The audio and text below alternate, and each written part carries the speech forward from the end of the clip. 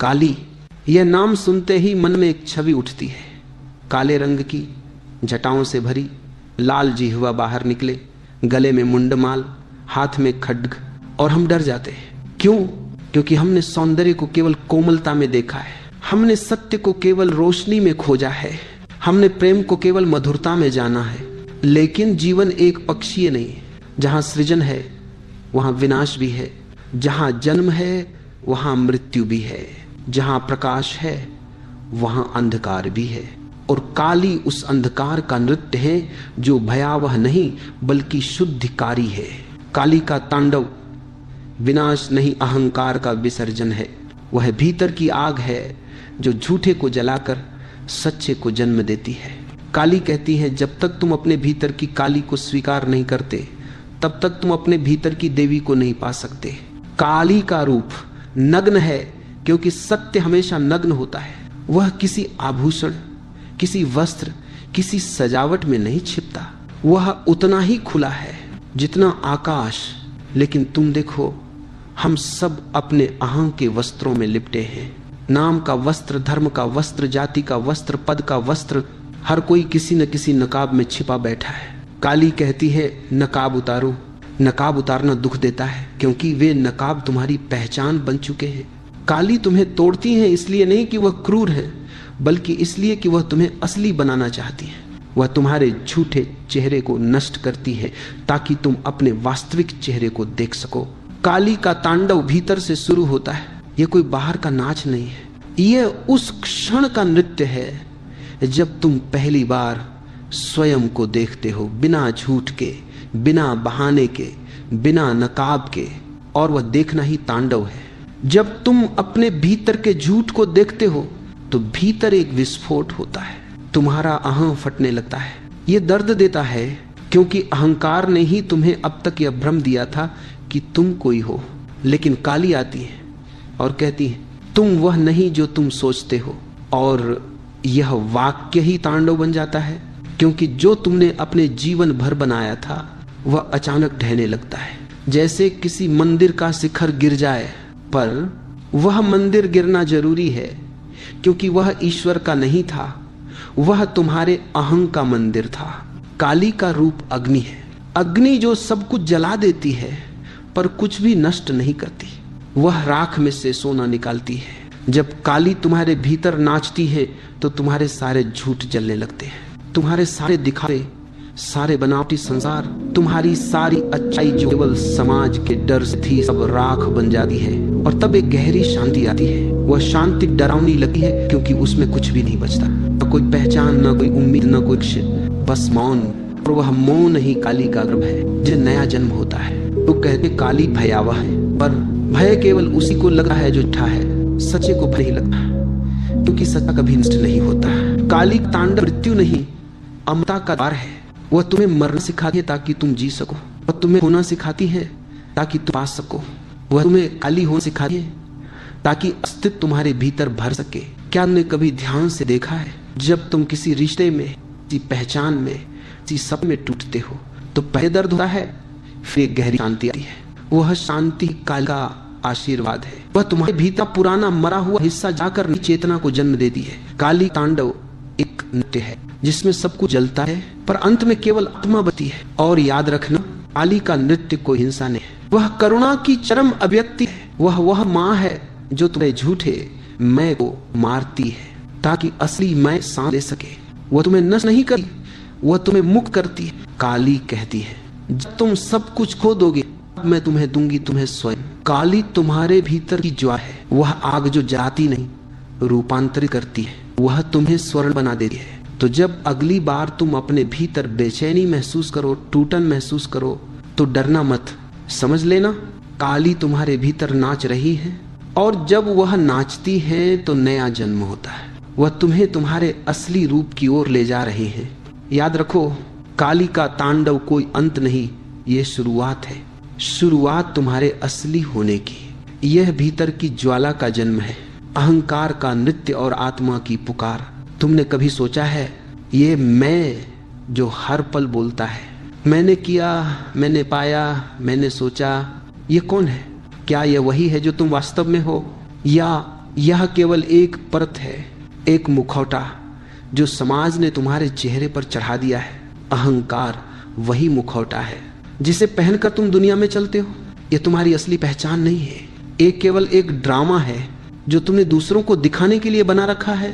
काली का तांडव जब शुरू होता है तो सबसे पहले इस ड्रामा का पर्दा फटता है, और तब जो निकलता है वह सच्चा तुम नहीं होता, वह डर होता है, क्योंकि तुम इतने सालों से उसी झूठ में जी रहे थे। अहंकार वह दीवार है जो तुम्हें तुम्हारे ही अस्तित्व से अलग कर देती है, और जब तक वह दीवार है तुम प्रेम नहीं कर सकते, तुम ध्यान नहीं कर सकते, तुम जीवन को पूरी तरह नहीं जी सकते। तुम सिर्फ अभिनय करते रहते हो, एक नकली मुस्कान, एक सुसंस्कृत चेहरा, एक परिष्कृत व्यवहार, सब कुछ बाहरी, सब कुछ बनावटी। काली आती है और वह सब तोड़ देती है, क्योंकि जब तक यह नकलीपन जिंदा है आत्मा कैद में है। अहंकार को पहचानना बहुत कठिन है, क्योंकि वह बहुत चालाक है। वह तुम्हें यह तक कह देता है मैं तो बहुत विनम्र हूं, वह विनम्रता में भी छिप जाता है। वो कहता है मैं कुछ नहीं हूं, और भीतर से फुसफुस आता है देखो मैं कितना कुछ नहीं हूं। काली के सामने यह खेल नहीं चलता, वह तुम्हें नंगा कर देती है। वह तुम्हारे सारे विचार, सारे तर्क, सारी सुरक्षा छीन लेती है ताकि तुम केवल हो सको। काली का तांडव भीतर वही क्षण है जब तुम्हारा झूठा मैं अपनी ही रोशनी में जलने लगता है, और यह जलना सुंदर है क्योंकि इसके बिना आत्मा मुक्त नहीं होती। तुम सोचते हो तुम कुछ हो, लेकिन जब काली आती है तुम्हें एहसास होता है तुम तो कुछ भी नहीं, तुम बस अस्तित्व की एक लहर हो, एक श्वास जो आ रही है और जा रही है। अहंकार को छोड़ना मृत्यु है, और वही मृत्यु जीवन का द्वार है। लेकिन सुनो, अहंकार को छोड़ा नहीं जा सकता, क्योंकि जो छोड़ने जाएगा वही अहंकार है। तो फिर क्या करें? देखो, बस देखो, काली यही सिखाती है। देखो अपने भीतर के नृत्य को, देखो कैसे मैं हर पल बोलता है, कैसे वह हर क्रिया के बीच में अपने निशान छोड़ता है। देखो, और देखना ही उसका अंत है। जब तुम देखने लगते हो तो भीतर एक मौन उतरता है। वह मौन तुम्हारा नहीं, वह आत्मा का है। तुम उस मौन को महसूस करते हो तो पहली बार आत्मा की पुकार सुनाई देती है। वह पुकार कोई शब्द नहीं है, वह एक आहट है, जैसे कोई बहुत भीतर से कह रहा हो घर लौट आओ। यह वही क्षण है जब भीतर की यात्रा शुरू होती है। अहंकार की आवाज धीमी पड़ती है और आत्मा गुनगुनाने लगती है। काली तुम्हें खींचती है भीतर और भीतर। वह तुम्हारे झूठ को जलाती है, पर हर जलन में प्रेम है। वह तुम्हें गिराती है, लेकिन गिरने में भी मुक्ति है, क्योंकि जब तुम गिरते हो तो तुम्हारा मैं टूटता है, और जो बचता है वह मौन है, वह आत्मा है। कभी सोचना, जब तुम बहुत गुस्से में होते हो या बहुत दुखी, क्या होता है? तुम्हारा अहं सक्रिय होता है। वह कहता है मुझे चोट लगी, मुझे अपमानित किया गया, पर आत्मा वह मौन रहती है, वह गवाह है, वह सब देखती है पर जुड़ती नहीं। काली तुम्हें आत्मा की उस गवाही में वापस ले जाती है। वह तुम्हें सिखाती है तुम वो नहीं जो प्रतिक्रिया करता है, तुम वो हो जो देखता है। धीरे धीरे जब भीतर का यह देखना गहरा होता जाता है तो आत्मा की पुकार स्पष्ट होने लगती है।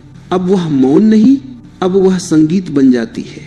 वह तुम्हारे हर श्वास में गूंजती है। छोड़ दो, बस रहो। और यही ध्यान है। ध्यान कोई अभ्यास नहीं, ध्यान वह स्थिति है जब अहंकार गिर जाता है और केवल अस्तित्व बचता है। काली का तांडव यही है, अहंकार का नृत्य खत्म होना। जब मैं का नृत्य रुकता है तो आत्मा का संगीत शुरू होता है। ओशो कहते हैं काली के चरणों में जो गिर गया वह फिर कभी उठा नहीं, क्योंकि वह स्वयं बन गया। तो अगली बार जब तुम्हें अपने भीतर जलन महसूस हो, किसी से ईर्ष्या, किसी से गुस्सा, तो उसे दबाना मत। बस देखो वह अहंकार नाच रहा है, और देखना ही काली का तांडव है, क्योंकि देखना ही शुद्धि है। और जब ये देखना पूर्ण हो जाता है तो भीतर केवल एक चीज बचती है, मौन। एक ऐसा मौन जो तुम्हें डराता नहीं बल्कि तुम्हें गले लगा लेता है। यही काली का वरदान है। तुम्हारा अहंकार भस्म हुआ और आत्मा मुस्कुरा उठी।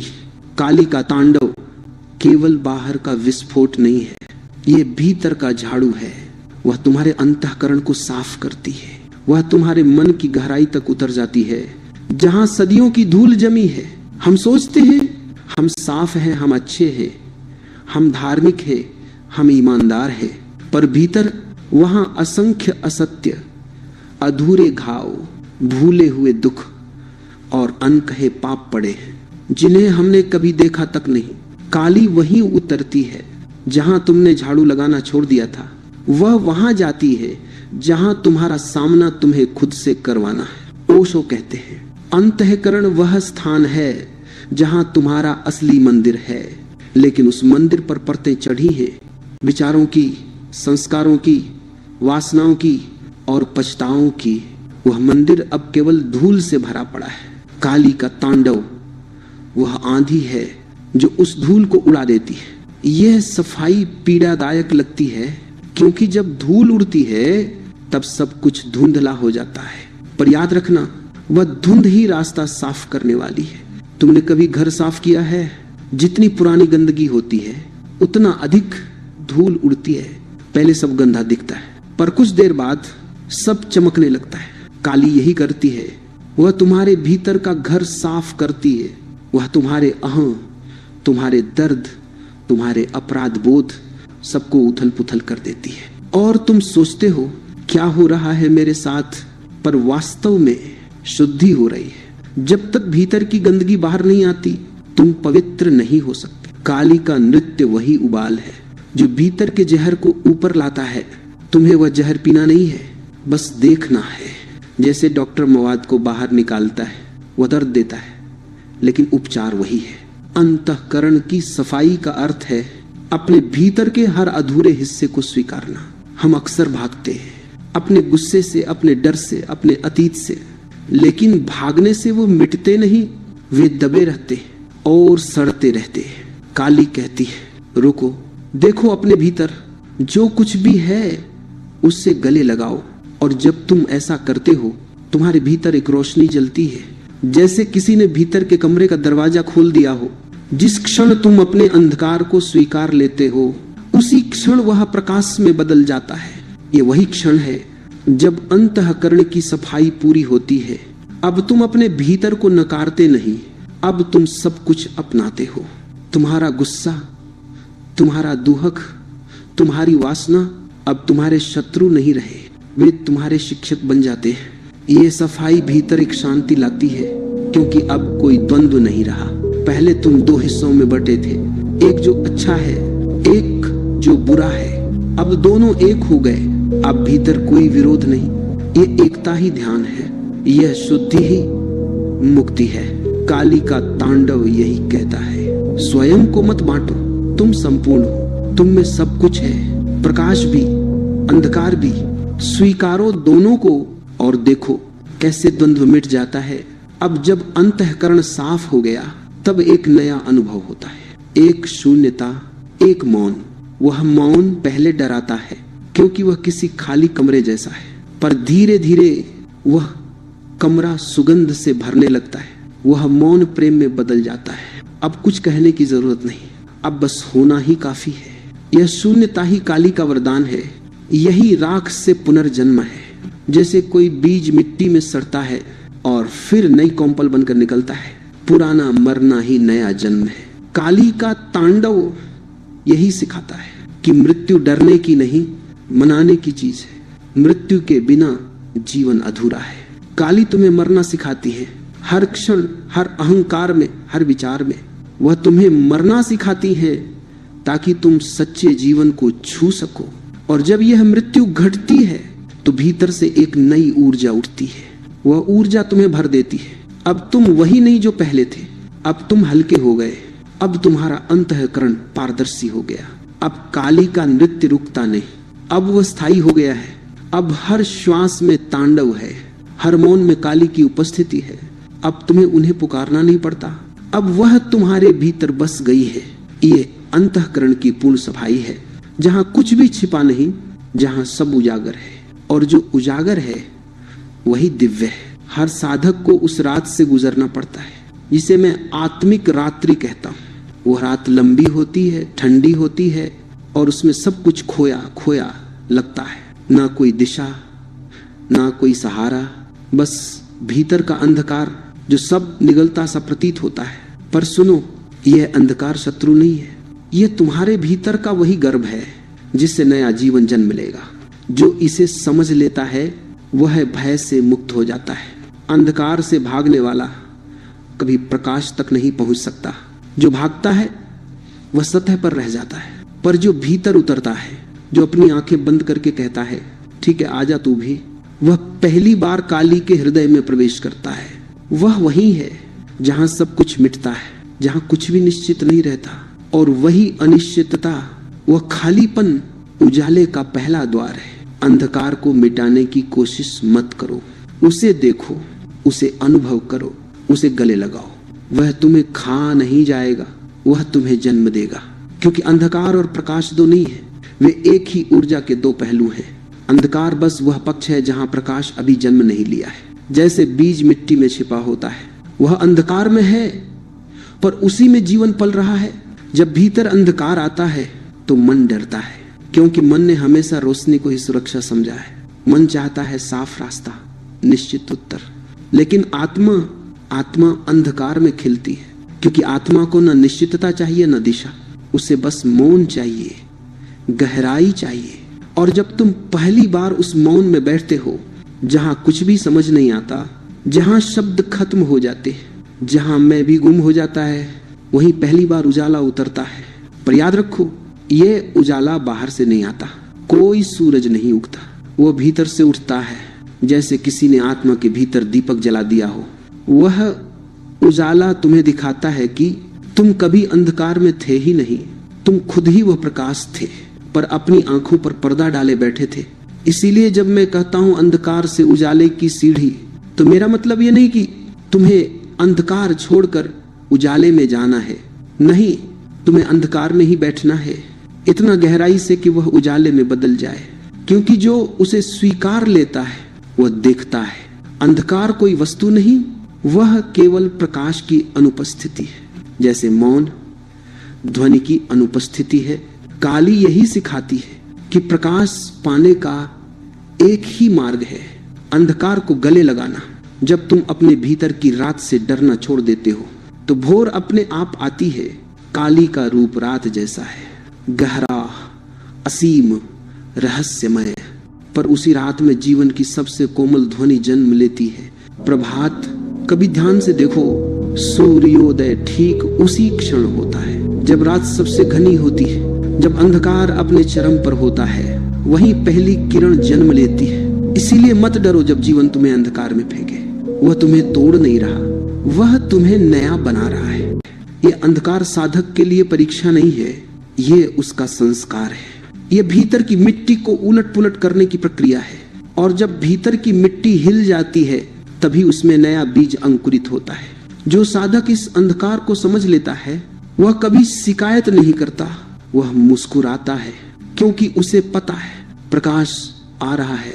उजाला तब आता है जब तुम उसे ढूंढना बंद कर देते हो, जब तुम बस बैठे रह जाते हो बिना किसी इच्छा के, बिना किसी प्रयत्न के, तब प्रकाश उतरता है। वह तुम्हारे ऊपर नहीं गिरता, वह भीतर से फैलता है। वह दिखाता है कि सब कुछ पहले से परिपूर्ण था, कुछ खोया नहीं था, बस तुम्हारी दृष्टि धुंध ढली थी।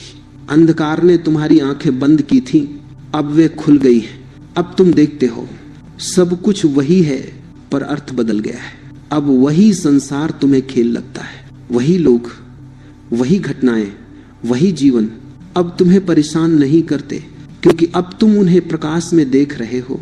काली का तांडव अब तुम्हारे भीतर शांति बन चुका है। अब कोई युद्ध नहीं, अब केवल नृत्य है। अब हर घटना, हर अनुभव तुम्हें गहराई में ले जाने का एक अवसर है। यह उजाला न बाहरी है न अंत, यह तुम्हारी यात्रा का मध्य है। अब तुम्हारा ध्यान स्थिर हुआ है। अब तुम अंधकार से डरते नहीं, अब तुम दोनों को एक साथ देख सकते हो। अब तुम वही हो जिसमें रात भी है और भोर भी। और जब यह द्वैत मिट जाता है तो भीतर एक विस्फोट होता है, चेतना का विस्फोट। यह अगला चरण है, वह क्षण जब साधक जानता है कि वह केवल शरीर नहीं, केवल मन नहीं बल्कि स्वयं वह प्रकाश है जो सबको रोशन करता है। अब यात्रा यहां से उस ओर जाएगी जहां चेतना जागती है, जहां अज्ञान और मोह दोनों भस्म हो जाते हैं और केवल शुद्ध साक्षी बचता है। जब भीतर अंधकार से समझौता हो जाता है तो अचानक एक क्षण आता है, एक शांति जो शब्दों से परे है। वह क्षण इतना सूक्ष्म है कि मन उसे पकड़ नहीं सकता, पर जो उसे महसूस कर लेता है वह कभी वैसा नहीं रहता। ये वही क्षण है जब भीतर चेतना का विस्फोट होता है। कोई शोर नहीं, कोई धमाका नहीं, बस एक मौन और उस मौन में रोशनी। अब साधक देखता है कि वह जो समझता था अंधकार है वह वास्तव में अज्ञान था, और यह अज्ञान किसी गलती से नहीं था बल्कि जीवन के खेल का हिस्सा था। बचपन से लेकर अब तक हर घटना, हर दुख, हर भ्रम सब एक तैयारी थी, एक साधना थी जिसने तुम्हें इस क्षण तक पहुंचाया है। तुम्हें यह जानना होगा कि अज्ञान कोई पाप नहीं है, ये केवल एक नींद है, और चेतना कोई उपलब्धि नहीं है, यह केवल जागना है। जब तक तुम नींद में थे तुमने सपने देखे, कभी अच्छे कभी बुरे, पर अब नींद टूट गई है, अब कोई सपना नहीं, अब जो है बस है। यहीं पर साधक को पहली बार समझ आता है कि वो करने वाला नहीं है, वह केवल होने वाला है। सब कुछ हो रहा है, कभी पीड़ा, कभी आनंद, कभी प्रेम, कभी दूरी, और तुम बस साक्षी हो। यह साक्षी भाव ही चेतना है। वह जानना जो बिना विचार के जानता है, वह देखना जो बिना प्रयास के देखता है, वह मौन जो बिना शब्दों के बोलता है।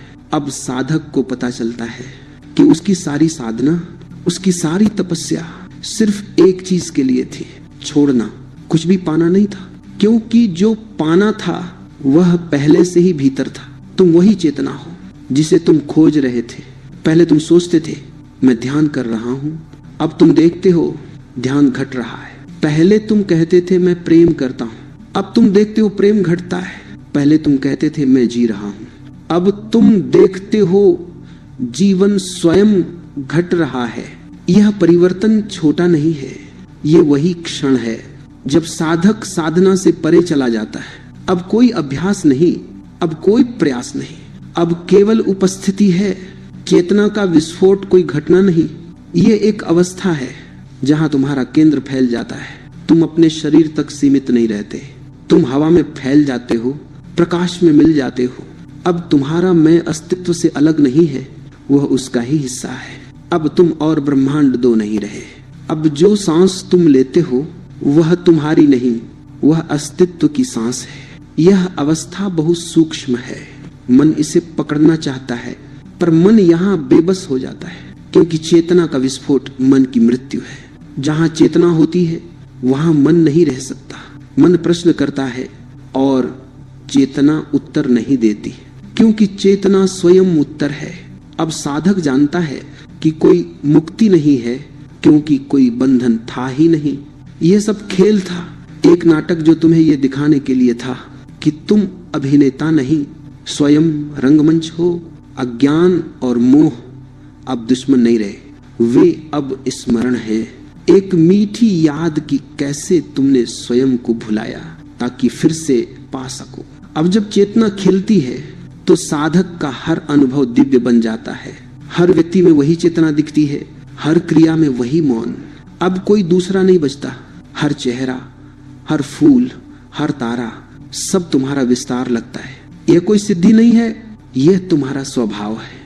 पहले वह धूल में छिपा था, अब उजागर हो गया है। चेतना के विस्फोट के बाद जीवन पूरी तरह बदल जाता है। अब साधक कुछ नहीं मांगता, क्योंकि अब कुछ बाकी नहीं। अब वह जो भी करता है वह लीला है, वह खेल है, वह सहज प्रवाह है। अब कोई भय नहीं, क्योंकि मृत्यु भी जीवन का ही दूसरा नाम है। अब कोई चाह नहीं, क्योंकि जो चाहिए था वह पहले से ही भीतर है। अब साधक मौन हो जाता है, बोलना व्यर्थ लगता है, वह मुस्कुराता है, और वही मुस्कान सबसे बड़ा उपदेश बन जाती है, क्योंकि अब जो बोलता है वह व्यक्ति नहीं, वह चेतना बोलती है। अब शब्द नहीं, स्वर बोलता है। ये वही अवस्था है जहां काली का तांडव रूपांतरित हो चुका है अब वह नृत्य विनाश का नहीं, आनंद का बन गया है। अब हर गति, हर ध्वनि, हर मौन चेतना का उत्सव है। और अब अगला चरण और भी गहरा है, जहां साधक समर्पण सीखता है। अब चेतना जान चुकी है कि सब अस्तित्व का ही खेल है। अब वह स्वयं को मिटाने को तैयार है, पूरी तरह बिना शर्त। वहीं से प्रारंभ होता है समर्पण का नृत्य, जहां मैं का अंतिम अंश भी घुल जाता है। जब चेतना जागती है तो एक गहरी समझ जन्म लेती है कि अब कुछ भी करने को नहीं बचा।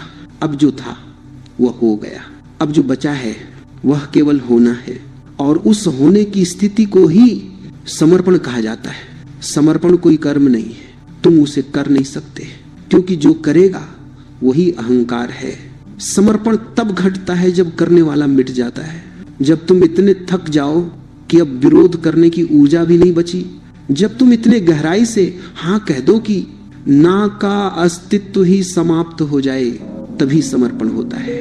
यहाँ साधक मौन हो जाता है, उसका मन अब प्रश्न नहीं पूछता, क्योंकि उसे एहसास होता है कि हर प्रश्न केवल मन की पकड़ है। अब कोई पकड़ नहीं, अब केवल प्रवाह है। अब अस्तित्व नाच रहा है और तुम उस नृत्य का हिस्सा बन गए हो। अब कोई नर्तक नहीं, सिर्फ नृत्य है। पहले तक तुम्हारा नृत्य तुम्हारे नियंत्रण में था। तुम सोचते थे मैं ध्यान कर रहा हूँ, मैं पूजा कर रहा हूँ, मैं साधना कर रहा हूँ। अब कोई मैं नहीं बचा, अब बस घट रहा है। अब सांस भी तुम्हारी नहीं, वह अस्तित्व की धड़कन बन गई है। अब हर कदम, हर शब्द, हर मौन किसी अदृश्य शक्ति का नृत्य है। यही समर्पण है। समर्पण का अर्थ हार नहीं है। हार वहां होती है जहां द्वंद्व होता है। यह तो विलय है, यह प्रेम की चरम अवस्था है, जहां प्रेमी और प्रिय में कोई भेद नहीं बचता, जहां साधक और परम में कोई दूरी नहीं रहती। अब तुम अलग नहीं हो, अब तुम वही हो जिसे तुम खोजते थे। इस अवस्था में मन बहुत सूक्ष्म चाल चलता है। वह कहता है मैं समर्पित हो गया हूं। पर याद रखो, जहां मैं बोलता है वहां समर्पण नहीं हुआ। जहां अनुभव करने वाला भी नहीं बचा, जहां अनुभव और अनुभवी एक हो जाए, वही समर्पण होता है। यह ऐसा मौन है जिसमें शब्द नहीं, भाव नहीं, सिर्फ उपस्थिति है। समर्पण कोई प्रयत्न नहीं, ये सहजता है। तुम उसे घटने देते हो, तुम कुछ करते नहीं, तुम बस रास्ते से हट जाते हो। और जैसे ही तुम हटते हो, अस्तित्व तुम्हारे भीतर से बहने लगता है। वह तुम्हारे माध्यम से नाचता है, तुम्हारे होठों से बोलता है, तुम्हारे हृदय से प्रेम करता है। अब साधक जानता है मैं कुछ नहीं, पर उसी कुछ नहीं में सब कुछ है। अब वह झुका नहीं है किसी भय से, वह झुका है प्रेम से।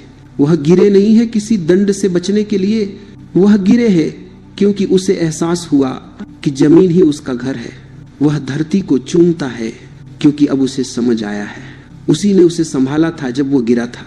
अब समर्पण केवल ध्यान में नहीं, हर क्षण में है।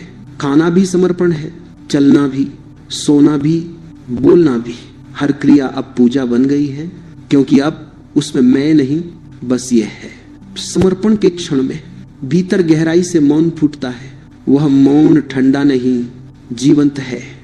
जैसे किसी नदी के किनारे हवा बह रही हो, वह मौन तुम्हें पिघला देता है। अब तुम ठोस नहीं रहे, अब तुम द्रव हो गए हो। अब तुम बहते हो जैसे जीवन बहता है। यही समर्पण है, जहां कोई इच्छा नहीं, कोई प्रतिरोध नहीं। अब जो घटता है वह पूर्ण है।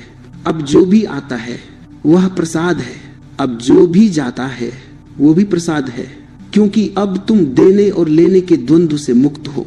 अब कोई क्यों नहीं बचा, अब केवल क्योंकि यही है बचा है। समर्पण का अर्थ है कि तुम अब साधक भी नहीं रहे, तुम अब साक्षी भी नहीं रहे, क्योंकि साक्षी भी द्वंद्व है। अब तुम वही हो जो घट रहा है। अब तुम वही नृत्य हो जो स्वयं को देख रहा है।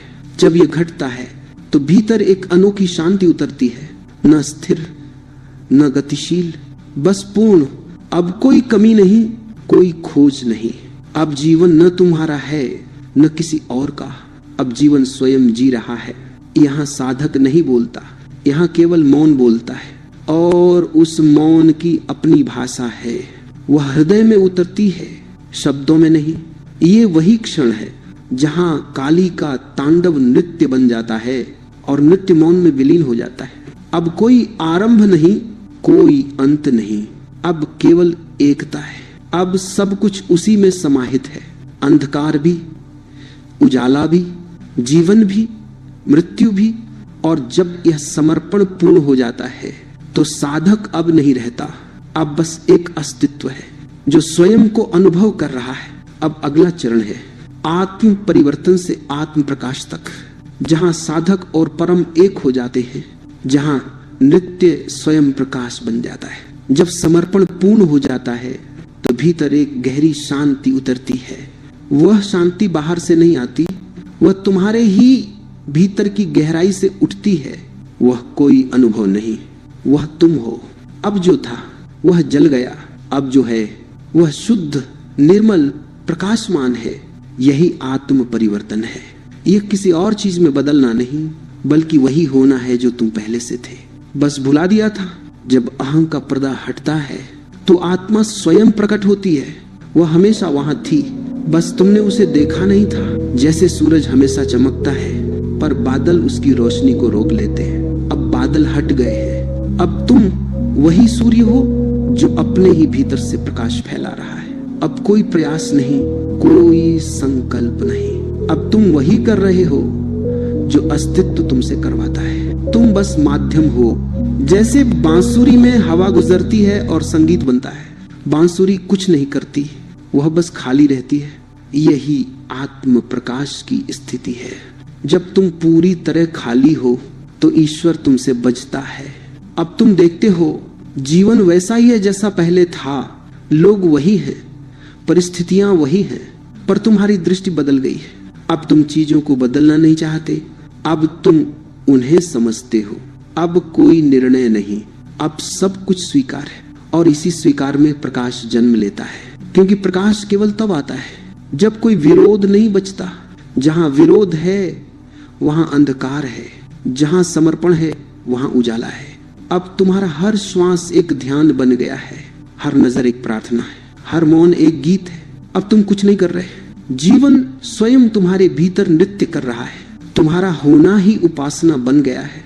यह आत्म प्रकाश की सबसे सुंदर अवस्था है, जहां मैं का कोई बंधन नहीं, जहां सब कुछ स्वतंत्र है और वही स्वतंत्रता प्रेम बन जाती है। यह प्रेम किसी व्यक्ति का नहीं, यह प्रेम अस्तित्व का है। यह वही प्रेम है जिससे पेड़ उगते हैं, नदियां बहती हैं, हवा चलती है, तारे झिलमिलाते हैं। अब तुम उस प्रेम में डूबे हो। अब तुम अलग नहीं, अब तुम्हारा मैं ब्रह्मांड का मैं बन गया है। अब कोई यात्रा नहीं बची, क्योंकि यात्री ही समाप्त हो गया है। अब कोई लक्ष्य नहीं, क्योंकि मार्ग ही मंजिल बन गया है। यही आत्म प्रकाश है, जहां साधक और साध्य एक हो जाते हैं। अब देखने वाला और दृश्य एक ही है। अब कोई प्रश्न नहीं, क्योंकि सब उत्तर बन चुका है। अब तुम्हें कुछ कहना नहीं है, कहने के लिए कुछ बचा भी नहीं, क्योंकि अब जो तुम हो वह शब्दों से परे है, वह मौन है। लेकिन उस मौन की अपनी आवाज है। वह बिना बोले सब कह देता है, वह बिना हरकत के सब प्रकट कर देता है। अब तुम्हारी उपस्थिति ही प्रकाश है। जहां तुम जाते हो वहां मौन फैल जाता है, जहां तुम बैठते हो वहां शांति उतरती है, क्योंकि अब तुम कोई व्यक्ति नहीं, अब तुम वह ऊर्जा हो जो हर जीव के भीतर है। अब तुम्हारे लिए कोई बाहर नहीं बचा। जो कुछ भी दिखता है वह भीतर ही है, जो कुछ भीतर है वह बाहर फैलता जा रहा है। अब जो जीवन तुम्हारे सामने है वह अलग नहीं, वह तुम्हारा ही प्रतिबिंब है। अब सब कुछ पवित्र है, हर घटना, हर व्यक्ति, हर क्षण, क्योंकि अब तुम सब में स्वयं को देखते हो। ये आत्म प्रकाश का चरम है, जहां देखने वाला ही प्रकाश बन जाता है। अब कोई खोज नहीं, अब केवल कृतज्ञता है। अब तुम्हारी हर सांस एक आशीर्वाद है। अब तुम्हारी हर नजर, हर स्पर्श, हर मौन जीवन को पवित्र बना देता है, क्योंकि अब तुम वही नहीं जो पहले थे।